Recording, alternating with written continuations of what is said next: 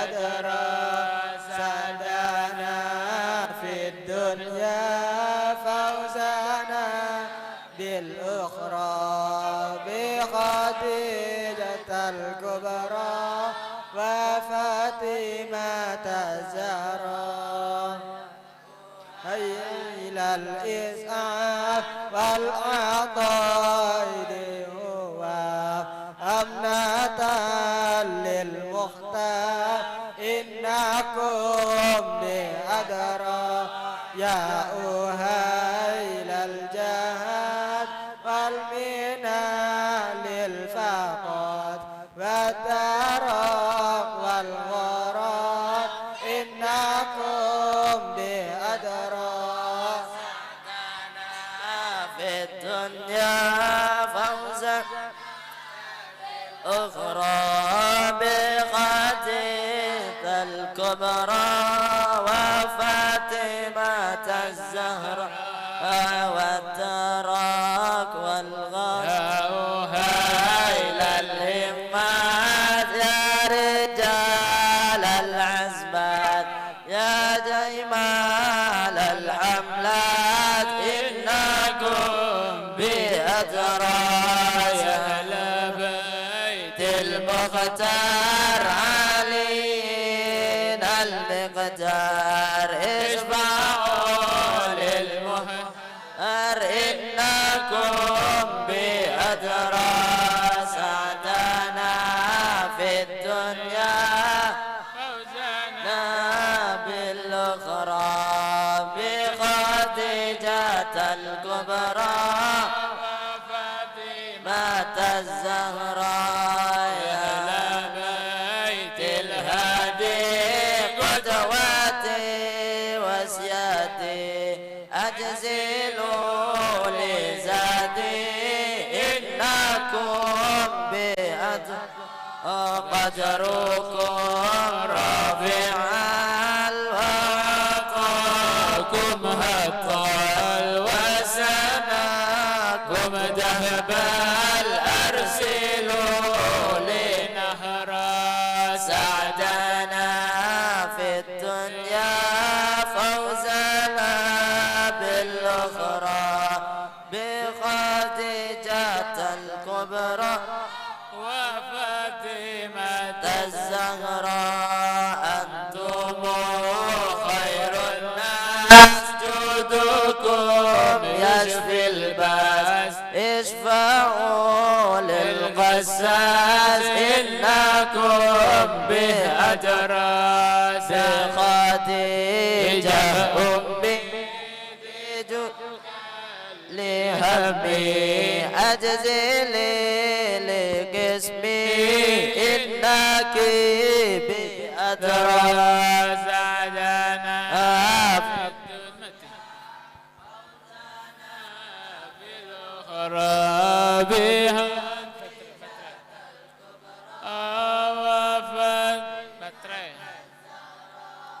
واهتفي بالزهراء وتجلت بدرا إنها بأدرى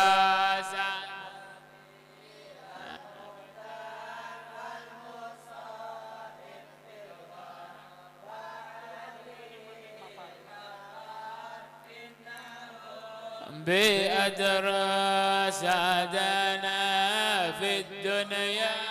فوزنا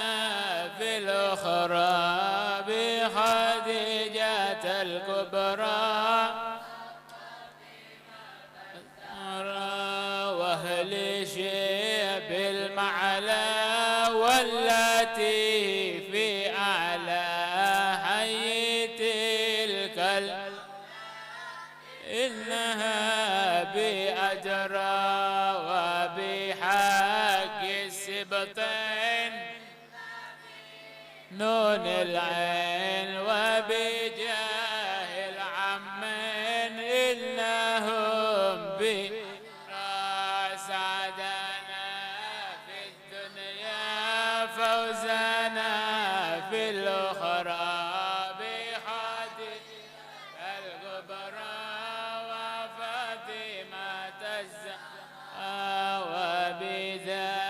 العلم عائشة نون العين زوجي خير الكونين إنها بأن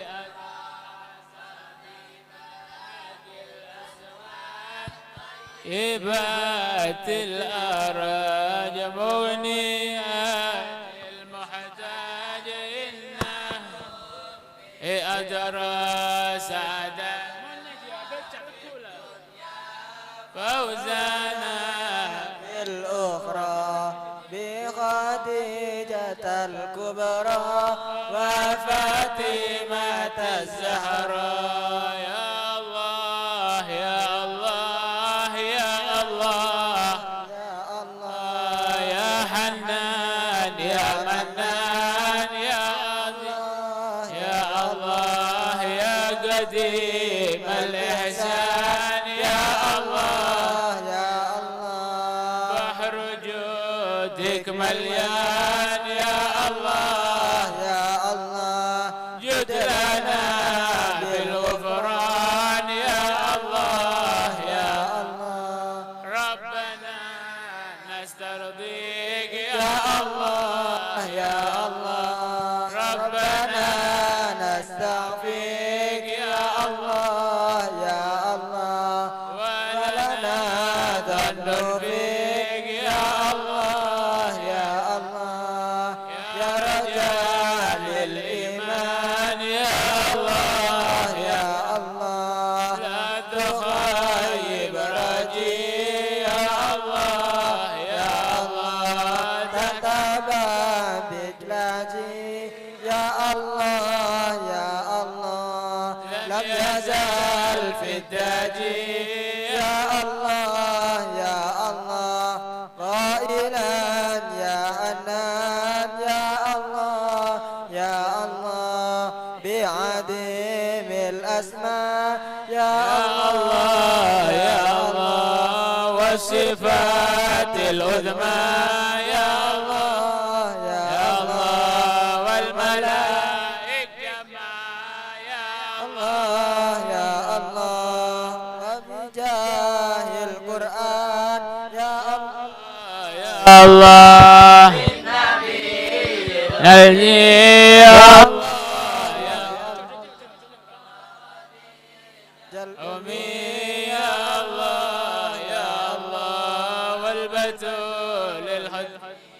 يا الله يا الله سيدات النسوان يا يا الله يا الله يل الجاه يا الله يا الله من أبي أبينا آدم وبنوح أقدام يا الله يا الله خليل الرحمن يا الله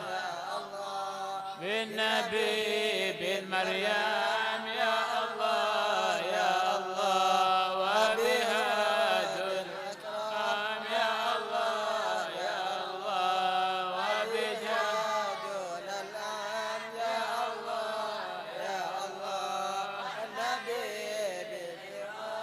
يا الله يا الله بجاه الأصحاب يا الله يا الله وبجاه الأقطاب يا الله يا الله بجميع الأحقاب يا الله يا الله وجميع البلدان يا الله يا الله بمشايخ الإسلام يا الله يا الله يا الله قربها والأعجام يا الله يا الله والولي بن جيلان يا الله يا الله بهل تربة بشار يا الله يا الله والفقيه المشهار يا الله يا الله فقيه المشهار يا الله يا الله العلي الأبرار يا الله الأبرار يا الله يا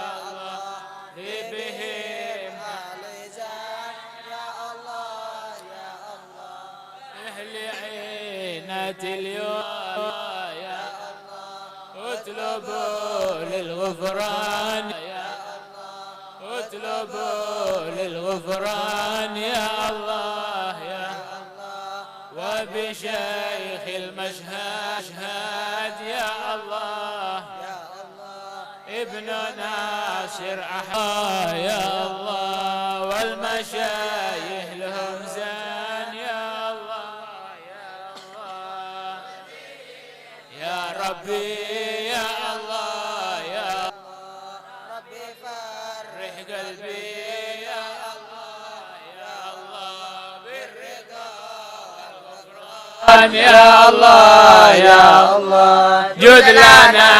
بالمطلوب يا الله يا الله والفرج مثل أيوب يا الله يا الله وبفرحة يعقوب يا الله يا الله إن زالت الأحزان يا الله يا الله جد علينا بالماء يا الله يا الله أرضنا لا تظمأ يا الله يا الله أنعمي يا نعمة يا الله الله بالفرج في البلدان يا الله يا الله لا تعدي حضرا يا الله يا الله بالبتول الزهراء يا الله يا الله وبجاه الكبرى يا الله يا الله ذي لها عندي شان يا الله يا الله هب لنا كل الخير يا الله يا الله واكفنا كل الضير يا الله الله ربي يسر للمير يا الله يا الله يا صمد يا من يا الله يا الله يا صمد يا معطي يا الله يا الله بالعطاء لا تبتي يا الله يا الله يا الله واعف عما تعلم يا الله يا الله إن فضلك قد عام يا الله يا الله انسى خلقك والجاه يا الله يا الله والصلاة الدائم يا الله يا الله على النبي على النبي ابن هاشم يا الله يا الله عد من هو قائم يا الله يا الله بالعباد يا سهران يا الله يا الله أعوذ من الشيطان الرجيم بسم الله الرحمن الرحيم وعباد الرحمن الذين يمشون على الأرض هونا وإذا خاطبهم الجاهلون قالوا سلاما والذين يبيتون لربهم سجدا وقياما والذين يقولون ربنا اصرف عنا هذا والذين يقولون ربنا اصرف عنا عذاب جهنم إن عذابها كان غراما إنها ساءت مستقرا ومقاما بحرمة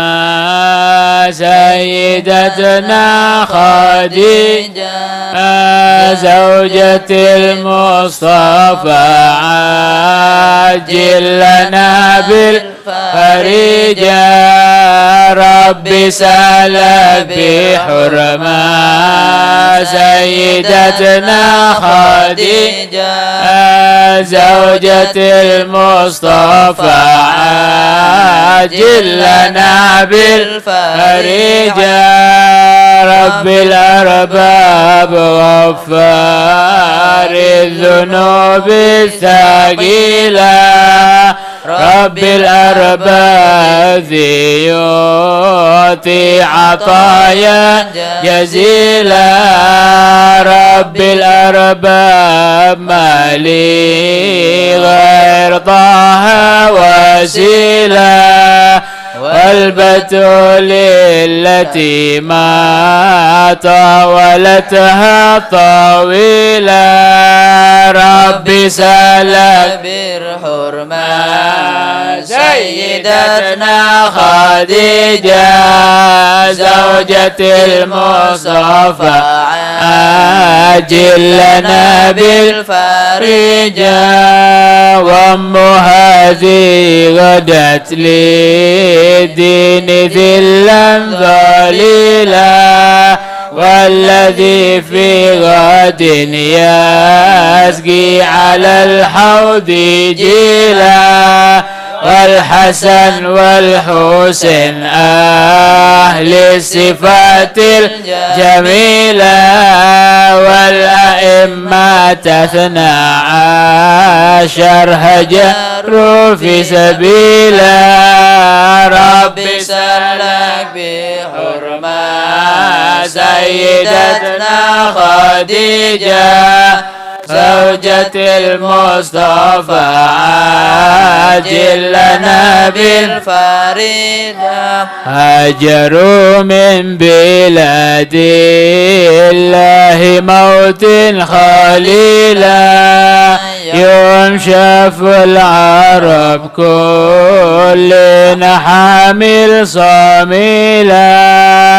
حت عليهم واحد ما هم ولا طاق حيلة والفقيه المقدم سيد أهل الفضيلة ربي سلك بحرمة سيدتنا خديجة زوجة المصطفى عاجل لنا بالفريجة سألك يا الله بهم تكفي الأهوال الماهلة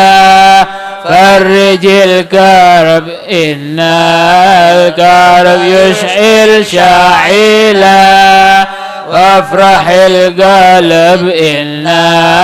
القلب خايل ماخيلا من مخايلك يا مولى الهبات الجزيلة ربي سألك بحرمة سيدتنا خديجة زوجة المصطفى عاجل لنا بالفريجة مستقيل الأجراج بأنك تقيلا لا تحمله يا رب الحمول الثقيلة شيخ ناديه في الويره ناقيلا شيخ في القوم أحد مثيلا ربي سألك بحرمة سيدتنا خديجة زوجة المصطفى عاجل لنا بالفريجة لا تحمله يا رب الحمول شيحنا ذيه في القويرة ثقيلة شيحنا ذي في القوم أحد مثيلا والصلاة على من حوضه سلسبيلا ربي سألك بحرمة سيدتنا خديجة زوجة المصطفى عاجل لنا بالفريجة اللهم صل وسلم على أهل بيت المصطفى غارة لنا بها تجمع الخيرات من كل دوحة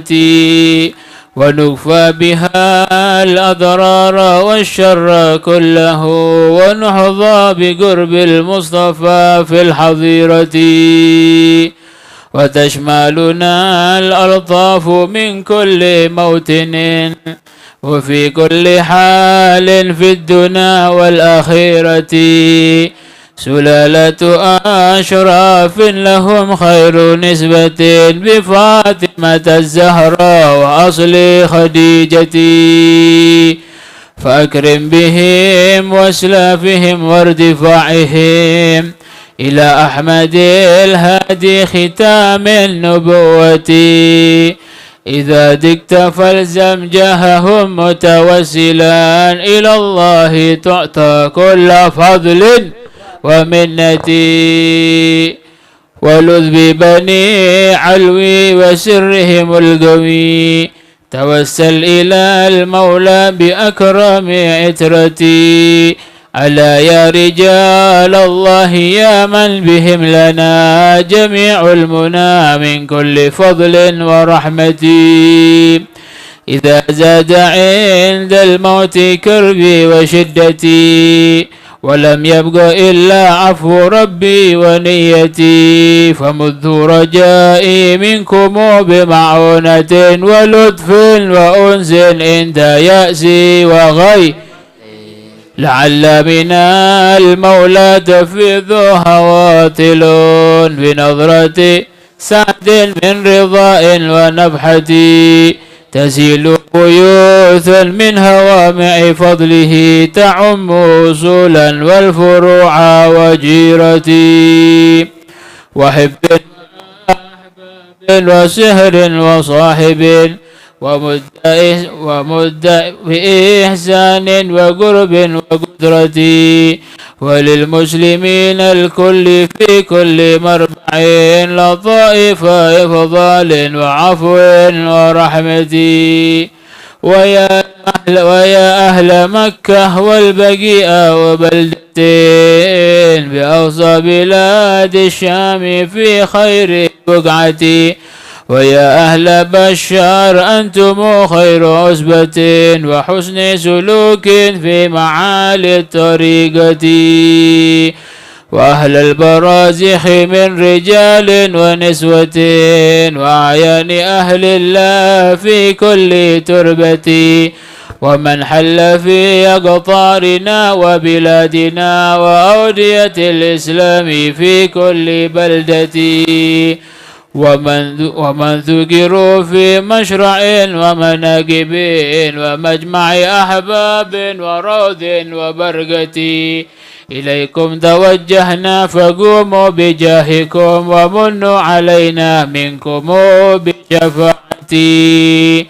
ولا يشفعون إلا بإذن ملكهم ولا يملكون في الكون مثقال ذرة وهم ذو كرامات أتت بعقائد فلا تنكروا شمس الضحى والظهيرة وإن خان الزمان وأهله لنا همة تعلو على كل همة بطه تطاولنا على كل طائل سندنا بأم المؤمنين خديجتي وإن خان الزمان وأهله لنا همة تعلو على كل همة بطه تطاولنا على كل طائل سندنا بأم المؤمنين خديجتي سألنا إله العرش ينفعنا بها ويزل بها ربي جزيل عطيتي وصلى إلهي كل يوم على أحمد وآل وأصحاب إلى يوم القيامة والحمد لله رب العالمين. المدد يا شيخ أبا بكر المدد يا علي القدري المدد يا دي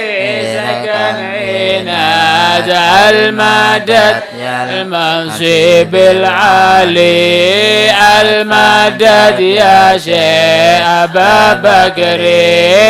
المدد يا عالي القدر المدد يا دي سكن إناد المدد يا المنصب العالي عطفة يا جيرة جلوا في كثيب الخير قد حلوا غيثهم طلال في الحالي إن طرخت بهري في الحال ينقذك من غير ما هل يسبق الطيار والخيال في الدرك والغازي في الهالي المدد يا شيخ أبا بكر المدد يا علي القدر المدد يا ذي سكن عناد المدد يا المنصب العالي بال السم بالذي فوق الإداء يدكم فخرنا بن سالم العالي قل له أدركنا وسوف القوم من تاريم الخير لما وبأهل النخر نعم القوم قل لهم في صفك العلي المدد يا شيخ أبا بكر المدد يا علي القدر المدد يا دي سكن هذا المدد يا المنصب يا أهل عينات الدارك في الحال أسرعوا من قبل كشف الحال اهتكوا من كادنا في الحال بادر العذاب الأنكالي يا عالم السر والنجوى يا عميم الفضل والجدوى هب لنا الإحسان والعفو وامحو الزلات في الحال المدد يا شيخ أبا بكر المدد يا علي القدر المدد يا في سكنات المدد يا المنصب العالي واصرف آفات البلاء منا وامحو آثار العيدا عادت تاسي العنات بالغنا يطردون الخصم والقالي وادرك الأوطان بالرحمة والراحة والخير والنعمة لم تزل الأثمار في سهمها سائلا في تري سيالي المدد يا شيخ أبا بكر المدد يا عالي يا القدر المدد يا دي سكن عناد المدد لكل الخير وأدر خير وأدر أرزاقنا وغير مثل ما ترزق مصد الوعات الأرعار والآجال تنفسح تمتد بحبالي المدد يا شيخ أبا بكر المدد يا لي القدر المدد يا ذي سكننا المدد يا المنسب العالي نبلغ المقصود والمأمول كم ومعنا في النفوس كسود ينطلق مهتومها المرصود ويجي ما هو على البال والهداية تشمل الأولاد ثم قالي المدد يا شيخ أبا بكر المدد يا علي القدر المدد يا ذي سكن عناد المدد يا المنصب العالي والعوافي تشمل الأبدان والحواس الكل والأديان ربي يا حنان يا منان أمرنا باللطف يا والي وصلاة دائما تترى للذي قد خص بالإسراء وعلى الكبرى مع الزهراء وعلى الأصحاب والآل المدد يا شيخ أبا بكر المدد يا علي القدر المدد يا ذي سكن عناد المدد يا المنصب العالي اللهم صل وسلم وبارك عليه يا ربي يا ربي يا قادر على فرجي عساك تعفو ويصفو الماء من الخمج وجهت وجهي وآمالي إليك ومن يلجأ إليك فلا يخشى من الحرج شخصت بالعين طالب للعوين عسى يقضى لي الدين قل يا أزمة انفرجي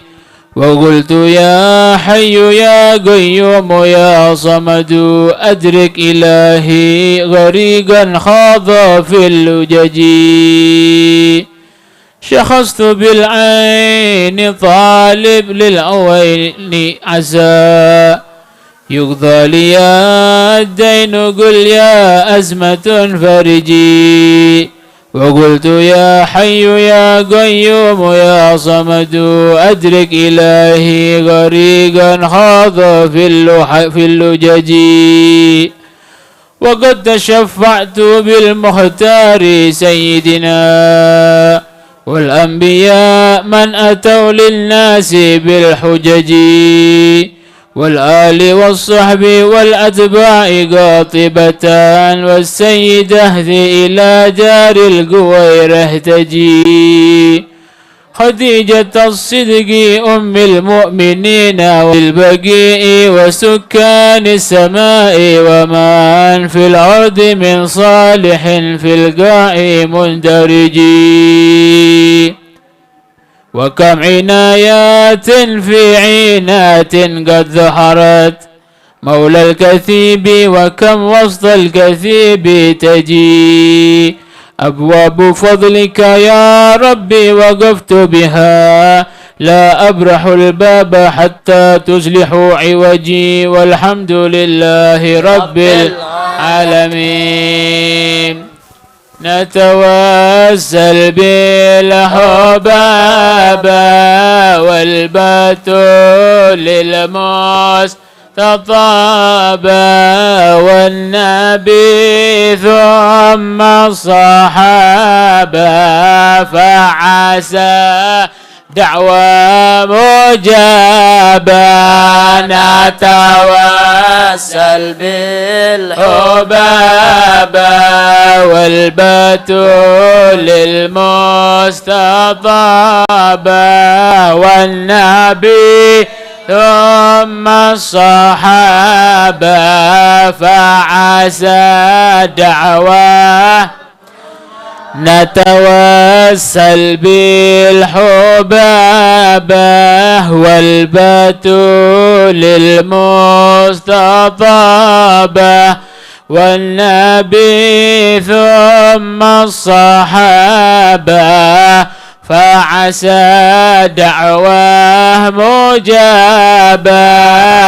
نتوسل بالحبابة والبتول المستطابة والنبي ثم الصحابة فعسى دعواه وعلى بشار جادت رحمات واستجادت وليالي الخير عادت وسكب ماء السحاب مرحبا بأهل مصلى وبمن قد حل مالا وكؤوس الخير تملى للنسابة والقرابة نتوسل بالحبابة والبتول المصطفى ثم الصحابة فعسى دعواه يا خليلي لا تضجر فعسى المكسور يجبر يسر الله ما تعسر فعسى وكفى شر القلاب ربنا يؤتي الرغائب يا رسول الله نائب وعلي ليث الكتائب قد حدت في نار قابا نتوسل بالحبابة والبتول المستطابة والنبي ثم الصحابة فعسى دعواه سيد الرسل الكرام وله أبعى السلام فعسى يبرد إمامي فهو في ذيلي ذو نابا من رسول للمدينة دينها من خير دينا كلهم فك الرهينة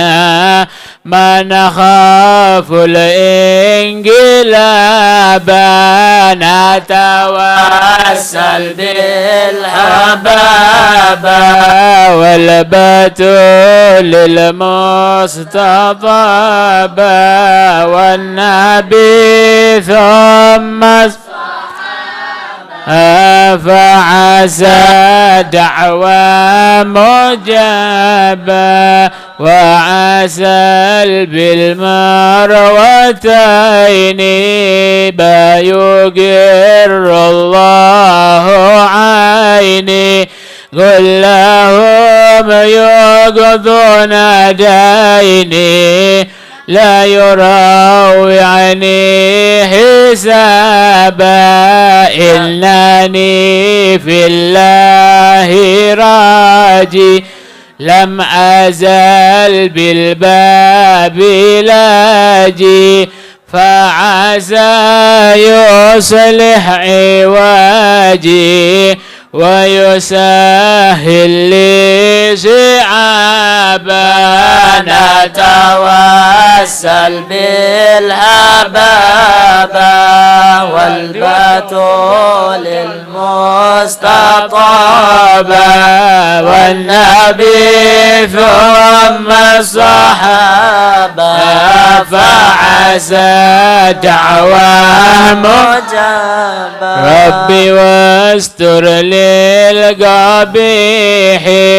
ثم عامل بالمليح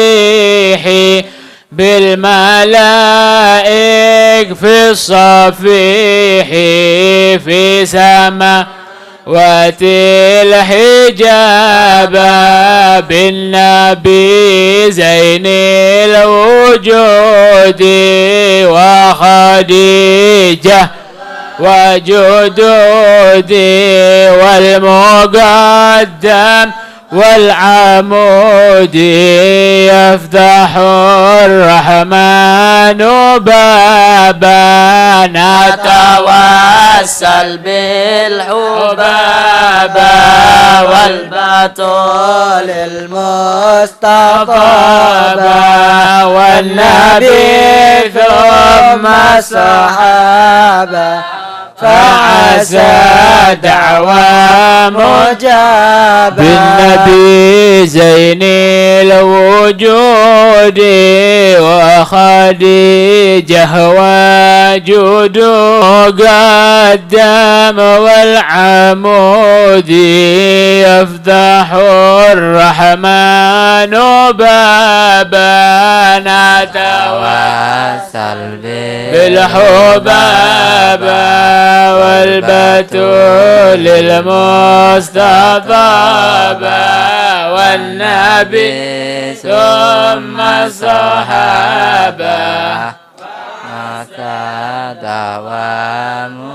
يا الله بها يا الله بها يا الله بها يا الله بها يا الله بها يا الله بها يا الله بها يا الله بها يا الله بها يا الله بها يا الله بها يا الله بها يا الله بحسن الخاتمة يا الله بحسن الخاتمة الخاتمة لي عشرة متفي بهم نار الدائم الهاتمة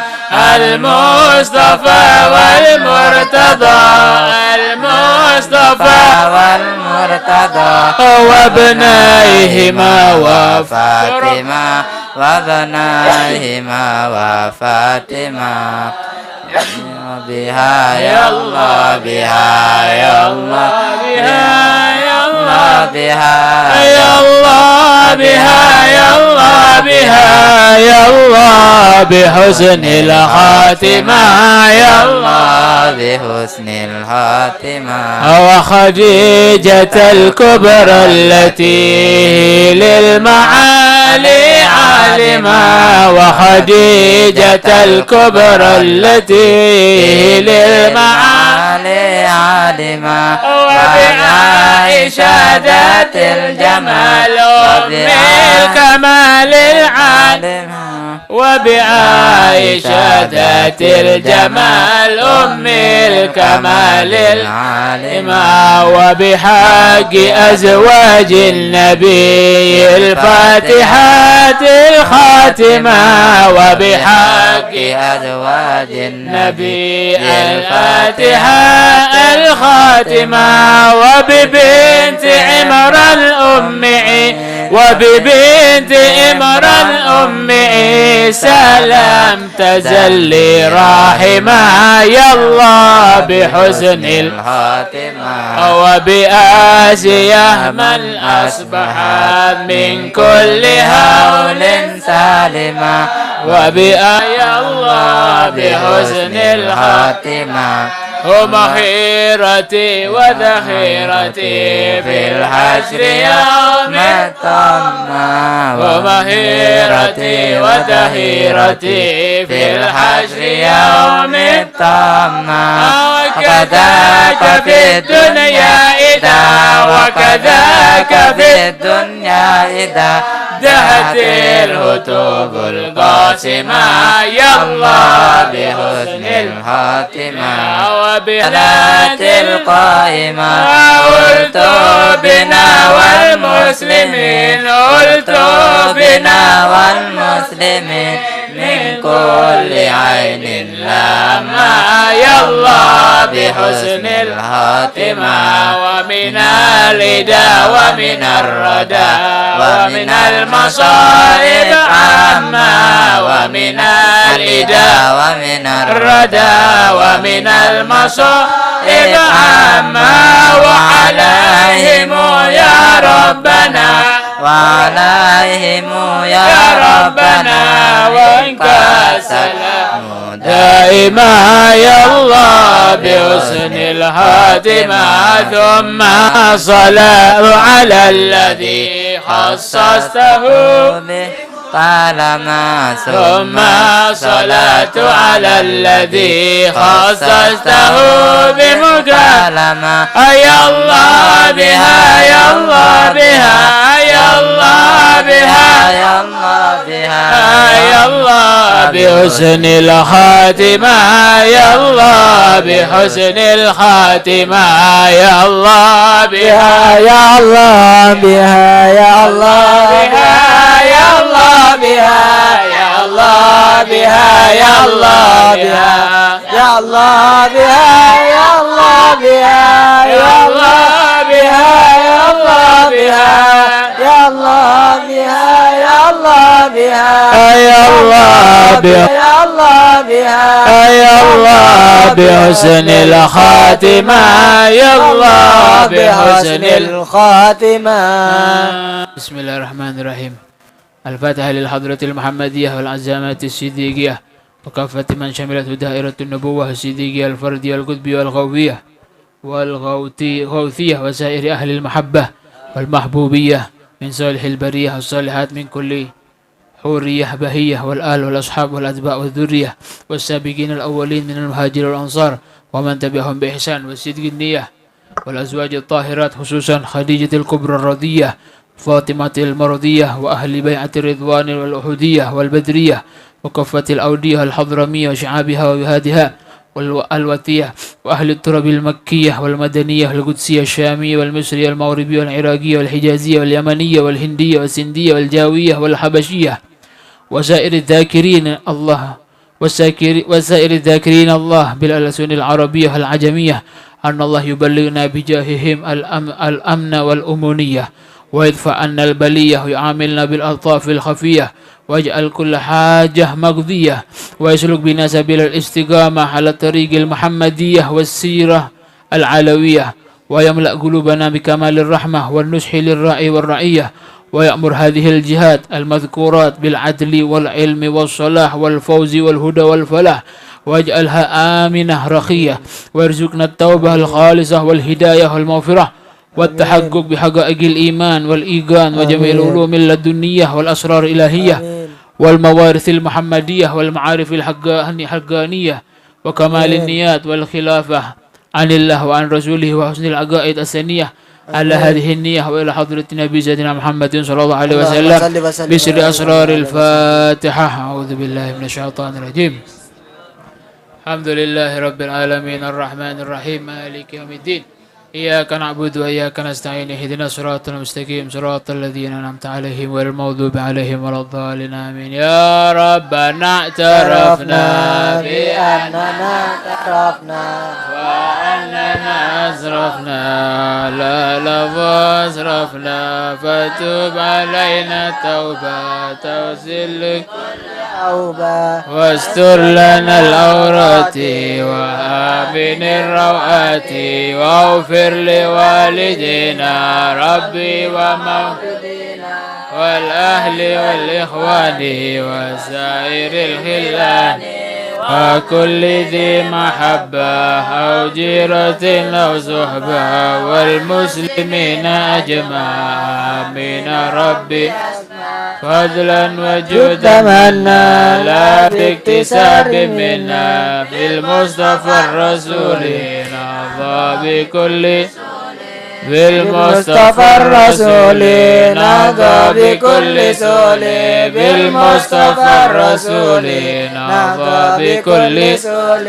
صلى وسلم ربي عليه أدى الحب وآله وصحبه عدد تشخيص به والحمد للإله والبدء والتناهي عمدتي عدتي مجدي من شدتي وجهت لك وجهتي عجل بغوثي يا عظيم يا الله سخر الأسباب ودلل السحاب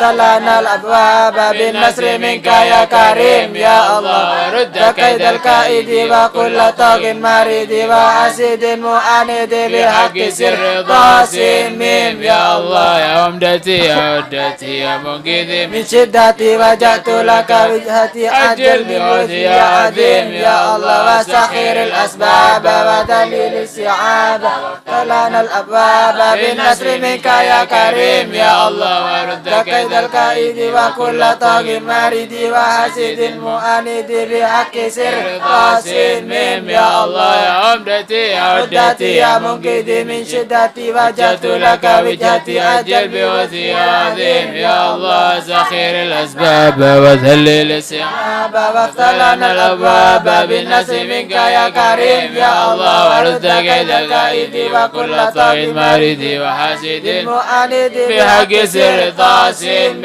يا الله يا عمدتي يا عدتي يا منقذي من شدتي وجهت لك وجهتي أجل بوثي عظيم يا الله سخير الأسباب ودليل الأسحاب وافتلنا الأبواب بالنصر منك يا كريم يا الله رد كيد الكيد وكل طاغ مريد وحاسد معاند بحق سر طاسم يا الله يا لطيفا بخلقي يا عليما بخلقي يا خبيرا بخلقي ارض بنا يا لطيف يا عليم يا خبير يا الله يا لطيفا بخلقي يا خبيرا بخلقي ارض بنا يا لطيف يا عليم يا خبير يا الله يا لطيفا بخلقي يا عليما بخلقي يا خبيرا بخلقي ارض بنا يا لطيف يا عليم يا خبير يا الله يا لطيفا لم يزل فينا فيما نزل انك لطيف لم تزل بنا والمسلمين يا الله يا لطيفا لم يزل بنا فيما نزل انك لطيف لم تزل بنا والمسلمين يا الله يا لطيفا لم يزل بنا فيما نزل انك لطيف لم تزل بنا والمسلمين يا الله يا ارحم الراحمين يا ارحم الراحمين يا ارحم الراحمين فرج على المسلمين يا الله يا ارحم الراحمين يا ارحم الراحمين يا ارحم الراحمين فرج على المسلمين يا الله يا ارحم الراحمين يا ارحم الراحمين يا ارحم الراحمين فرج على المسلمين ya Allah. Semoga kita dapat keberkahan dari Sayyidah Khadijah Al-Kubra. Sayyidah Khadijah Al-Kubra ini istri tercinta Kanjeng Nabi Muhammad SAW. Kenapa kok dibacakan hadrah? Beliau ini wafatnya tanggal 11. Sayyidah Khadijah ini wafatnya tanggal 11 Ramadan. Seperti malam hari ini. Hadrah ini dinisbatkan kepada Al-Habib Ahmad bin Muhammad Al-Muhdhar. Habib Ahmad bin Muhammad Al-Muhdhar ini yang merangkum hadrah ini. Puji-pujian, tawassul kepada Sayyidah Khadijah Al-Kubra. Sayyidah Khadijah ini istri tercinta Kanjeng Nabi Muhammad SAW. Satu-satunya perempuan di muka bumi ini yang dapat salam dari Allah Subhanahu wa Ta'ala. Gak ada perempuan yang dapat salam oleh salam teko Allah Subhanahu wa Ta'ala kecuali Sayyidah Khadijah. Siti Khadijah ini satu-satunya perempuan yang dapat salam dari Allah Subhanahu wa Ta'ala. Gara-gara Allah Subhanahu wa Ta'ala itu kirim salam sama Sayyidah Khadijah, Jibril akhirnya kirim salam juga. Dapat dari Allah, dapat dari malaikat. Pemimpin malaikat yaitu Jibril alaihissalam. Itu satu-satunya perempuan. Sangat dicintai oleh Rasulullah SAW. Sangat magom, sangat tinggi magomnya beliau. Derajatnya sangat tinggi. Sayyidah Khadijah Al-Kubra binti Khuwailid. Cukup kemuliaan agung bagi beliau itu apa? Rasulullah tidak punya anak kecuali dari Sayyidah Khadijah. Rasulullah ini punya keturunan kecuali dari Sayyidah Khadijah. Putra-putrinya Rasulullah semua dari Sayyidah Khadijah kecuali satu. Nah, siapa? Dari Maria Al-Qibtiyah, siapa namanya? Ibrahim. Kecuali Sayyid Ibrahim itu dari Maria Al-Qibtiyah. Dan semua putra-putrinya baginda Nabi ini wafat kecuali Sayyidah Fatimah Az-Zahra. Putri tercintanya Rasulullah sallallahu alaihi wasallam. Sayyidah Khadijah ini sangat cerdas. Sangat solehah. Masya Allah. Ada satu kisah yang sangat menunjukkan dan membuktikan kecerdasan beliau itu apa? Ketika Nabi pertama menerima wahyu di gua Hira. Cerita yang sering kita dengar, Rasulullah itu ketika menerima wahyu ketakutan. Lari Rasulullah. Padahal waktu itu di tengah musim dingin. Ceritanya itu di tengah musim dingin, Rasulullah menerima wahyu, ceritanya di tengah musim dingin. Keringetan Rasulullah. Keringetan banyak, sampai basah-basah. Banyak keringatnya itu. Bercucuran keringatnya ini. Lari Rasulullah ini. Dari gua Hira itu lari. Lari ke rumahnya. Terdahulu apa agamanya, agama keesaan ketuhanan yang dahulu dia paham. Karena dia punya pamannya itu pendeta. Ulamanya Bani Israel dulu. Siapa ulamanya Bani Israel, Ahlul Kitab. Jadi tahu dia. Akhirnya mulai detik itu Sayyidah Khadijah sangat yakin bahwasanya dia ini adalah Nabi akhir zaman. Karena apa? Ya kriterianya, ketok jamus, tapi tidak ono. Ternyata ketika ditutup, oh malaikat ternyata. Ada malaikat yang turun sama orang kecuali dia itu Nabi. Ternyata Rasulullah yang kelihatan. Itu kecerdasan Sayyidah Khadijah radhiyallahu anha alaiha salam. Akhirnya ditutup, dibuka Abi Khadijah. Akhirnya Rasulullah tenang. Ya Rasulullah. Akhirnya Sayyidah Khadijah sembunyi-sembunyi datang kepada pamannya. Buhairah atau siapa namanya lupa saya. Cerita, paman, suami saya Nabi Muhammad melihat seperti ini, akhirnya sumpah, ya Khadijah, itu adalah Nabi akhir zaman. Pamannya ngomong, diterangkan di Maulid Tiba ini. Kalau aku nututi sampai dia itu diutus jadi Rasul, karena Nabi itu diangkat jadi Rasul umur 40. Lek aku nututi yang Kanjeng Nabi diangkat jadi Rasul, aku pertama orang yang akan beriman kepada dia. Tapi tidak nututi ternyata. Tapi dia iman sama Nabi. Nah, agama Samawiyah, agama-agama yang iman, akhirnya pulang, oh ternyata Nabi. Itu Sayyidah Khadijah Al-Kubra radhiyallahu anha alaiha salam. Banyak karomah Masya Allah, tidak bisa diceritakan. Saya iso tawasul ambil Sayyidah Khadijah itu pasti mandi nih. Si Abdul Qadir mandi lah ditawasuli. Si Abdul Qadir itu turunan nih. Si Abdul Qadir ini turunannya. Kita kan biasanya baca manaqib kalau malam 11-an ya, manaqib si Abdul Qadir. Tawasulan yang Sayyidah Khadijah juga.